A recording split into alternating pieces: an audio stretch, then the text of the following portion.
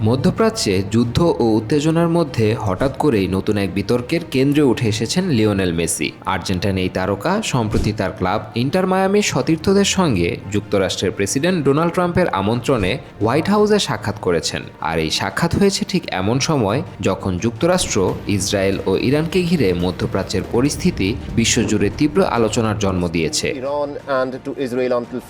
মূলত major league সকারে শিরোপা জয়ের উদযাপনের অংশ হিসেবেই হোয়াইট হাউসে আমন্ত্রণ পায় ইন্টার মায়ামি দল।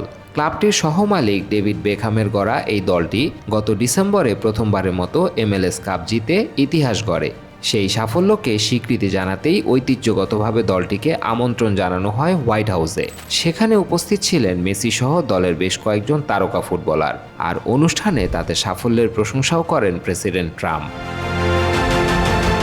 তবে বিতর্ক তৈরি হয়েছে মূলত সময়টিকে ঘিরে। মধ্যপ্রাচ্যে যুক্তরাষ্ট্র ও ইসরায়েলের সামরিক অভিযানের পর পরিস্থিতি যখন উত্তপ্ত, ঠিক তখনই ট্রাম্পের সঙ্গে মেসির করমর্দনের ছবি সামাজিক যোগাযোগ মাধ্যমে দ্রুত ছড়িয়ে পড়ে। এরপরই শুরু হয় তুমুল আলোচনা। অনেক সমর্থকের মতে বিশ্বজুড়ে প্রভাবশালী এক ক্রীড়া তারকা হিসেবে মেসির এমন সময় রাজনৈতিকভাবে বিতর্কিত এক নেতার সঙ্গে প্রকাশ্য সাক্ষাৎ কিছুটা অস্বস্তিকর বার্তা দিতে পারে।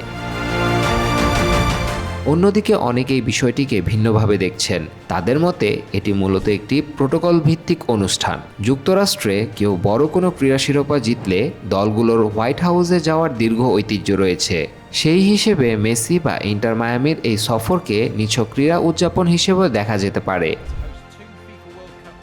তবে বাস্তবতা হলো আজকের বিশ্বে খেলাধুলা আর রাজনীতি পুরোপুরি আলাদা রাখা অনেক সময় কঠিন। সামাজিক যোগাযোগ মাধ্যমের এই যুগে একটি ছবি বা একটি মুহূর্তই বিশ্বজুড়ে নানা ব্যাখ্যার জন্ম দেয়। আর তাই মেসির মতো বৈশ্বিক আইকনকে ঘিরে এমন বিতর্ক তৈরি হওয়াটাও অস্বাভাবিক নয়।